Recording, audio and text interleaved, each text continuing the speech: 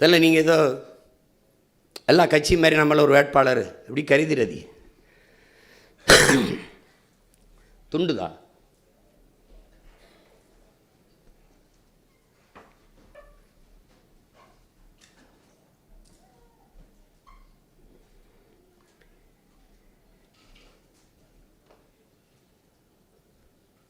அண்ணன் முதல்ல போடுறேன், அப்புறம் நீங்கள் எல்லாரும் போடணும்.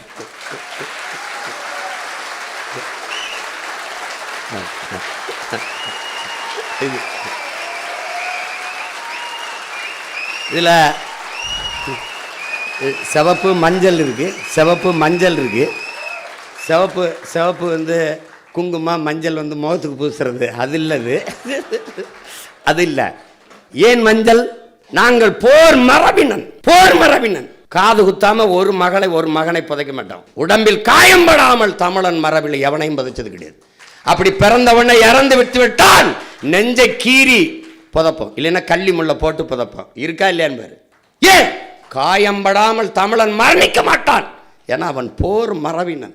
கோயில் அப்படியா அழகு குத்து ஆடுறது, விழா குத்தி ஆடுறதுலாம் பயிற்சி. இவ்வளோதாண்டா வேல் குத்துனா வலிக்குது, இவ்வளோதாண்டா விழாவிலங்களுக்கு குத்துனா வலிக்குதுன்னு பயிற்சி கொடுத்துறான். அப்போ போருக்கு செல்லும் போது மஞ்சள் ஆடை தரித்து சென்ற மறவர்களின் கூட்டம் நாங்கள். அப்புறம் இந்த சிவப்பு, போர்க்களத்தில் ரத்தம் சிந்தியவர்கள், உரிமைக்காக, விடுதலைக்காக என்பதை காட்டுவதற்கு. என் நிலத்தில் மலர்ந்த காந்தல் மலர் கூட சிவப்பு மஞ்சள் வண்ணத்தில் தான். அதனால தான் தேசிய மலராக என் தலைவன் வைத்தான்.